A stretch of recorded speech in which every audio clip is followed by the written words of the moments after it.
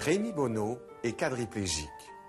Ses membres ont été paralysés à la suite d'un grave accident il y a 19 ans. À l'époque, il faisait déjà de la peinture. Aujourd'hui, il peint en tenant le pinceau dans sa bouche. Il a réappris à pratiquer son art grâce à son courage et à sa ténacité. Il peint avec son cœur. Et il a du succès. Ses toiles se vendent. Il expose à Paris et à Washington. Sa conjointe et lui gèrent leur propre galerie où il enseigne la peinture. De par son métier de peintre, il exprime sa créativité et il communique avec les autres de façon très enrichissante. En fait, l'art, sous toutes ses formes, même les plus avant-gardistes, est une source d'épanouissement.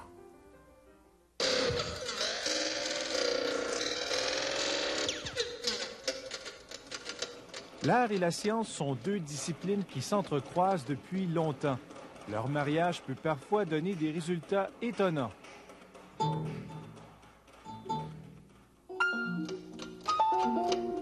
David Rockaby est un artiste de Toronto. Il met la dernière main à sa plus récente installation interactive à la Galerie de l'École des Beaux-Arts d'Ottawa. Un système acoustique s'attache au corps. Nous voyons une image, mais le son nous envahit par les oreilles et il nous traverse le corps. David Rockaby est aussi un inventeur. Il a consacré 15 années de sa vie à mettre au point le Very Nervous System. C'est un système électronique qui perçoit les mouvements et qui les transforme en son. David Rockaby voulait au départ trouver une nouvelle façon de communiquer avec les ordinateurs. Je voulais pouvoir poser un geste et faire réagir le système. Je voulais que l'ordinateur comprenne. Non pas qu'il explique, mais qu'il exprime ma colère. Je voulais développer l'étendue des possibilités de communication.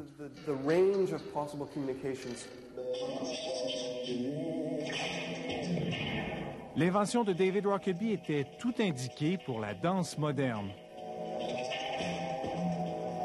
Cette danseuse de Toronto effectue des mouvements qui produisent des sons. Et ces sons servent à leur tour d'inspiration pour de nouveaux mouvements.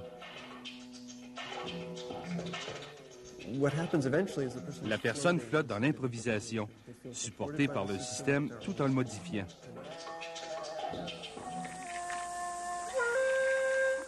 Son système a suscité l'intérêt aux quatre coins du monde, comme dans ce paisible jardin de Manazuru, au Japon.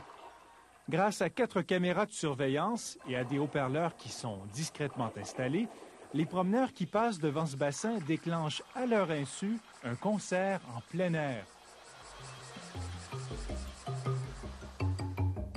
L'image saisie par la caméra est analysée et interprétée par le processeur mis au point par David Rockaby.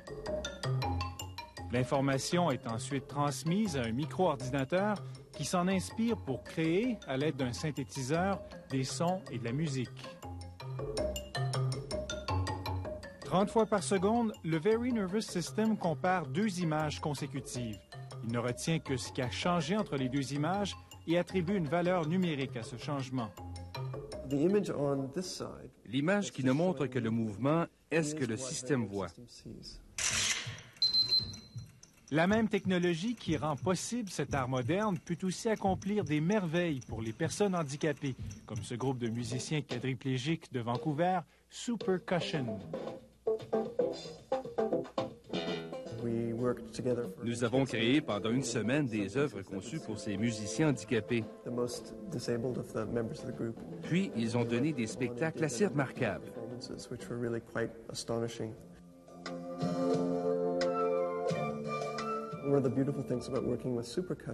Une des richesses de Supercussion, c'est que des musiciens aux habiletés musculaires extrêmement réduites ont tout de même réussi à produire une musique plutôt musclée.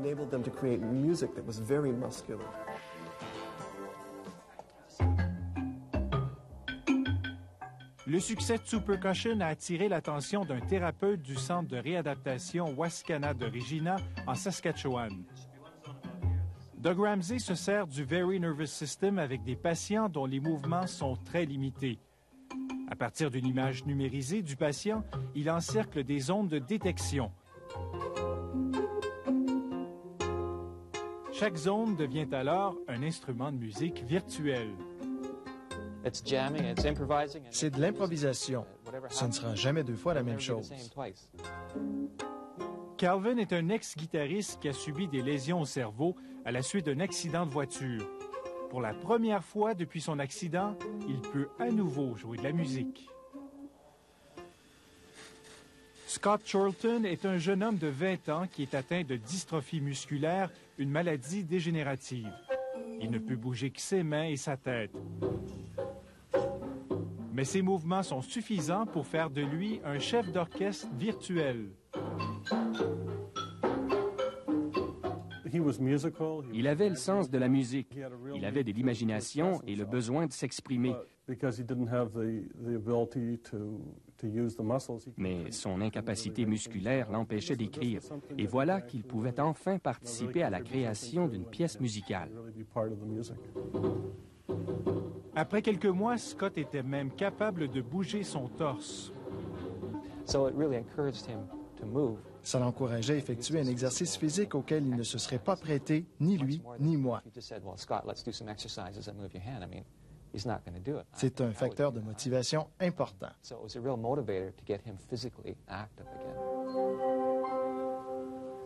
Malheureusement, l'expérience musicale de Scott s'est terminée prématurément après seulement 6 mois. La dystrophie musculaire l'a emporté l'été dernier. Ça a été un point tournant qui lui a permis de réaliser quelques-uns de ses rêves.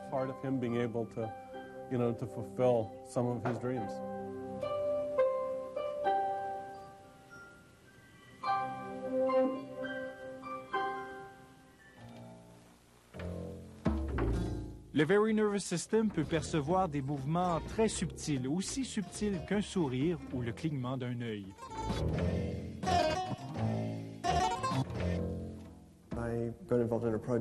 J'ai participé à un projet avec une jeune femme paralysée et capable seulement de cligner des yeux. Cette personne communique avec ses paupières grâce à un code spécial. La caméra capte les mouvements et le logiciel du Very Nervous System les transforme en texte. Le système lui a permis de taper ou de parler à une vitesse d'environ 15 mots minutes. À l'hôpital juif de Montréal, on fait même des recherches avec le Very Nervous System. La vibration dans les genoux. On peut plus endormir avec ça. Yvette Blais a 74 ans. Elle souffre de la maladie de Parkinson qui lui rend la vie tous les jours de plus en plus difficile.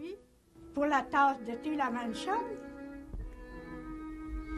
Le thé, le café, le breuvage léger, il faut faire attention. Le docteur Isaac Spindel utilise le Very Nervous System pour l'aider à contrôler ses mouvements. Il a introduit des nouvelles données dans le logiciel afin que le système puisse reconnaître les problèmes moteurs qui sont causés par le Parkinson. Lorsque Mme Blais effectue des mouvements saccadés, la musique devient discordante.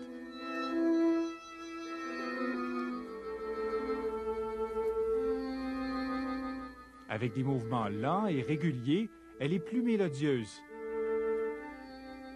Il s'agit en quelque sorte d'une symphonie de ses mouvements. En analysant les mouvements du corps humain, on observe des comportements qui ont pour but de maintenir l'équilibre, la position ou la régularité. Il s'agit d'un modèle qui nous aide à contrôler nos mouvements. Lorsque ce modèle s'effrite, les mouvements deviennent incontrôlables ou cessent totalement. On croit que cet exercice musical est une façon de redonner un modèle à leurs mouvements.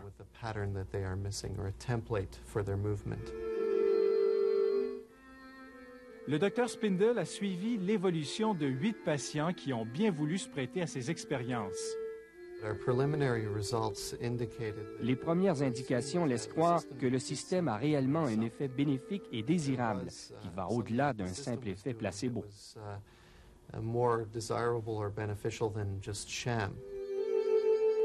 Pendant qu'on poursuit la recherche, Mme Blais, elle, ne se plaint pas du traitement qu'elle reçoit. Avec la musique, je me sens comme sereine. Je me sens beaucoup mieux.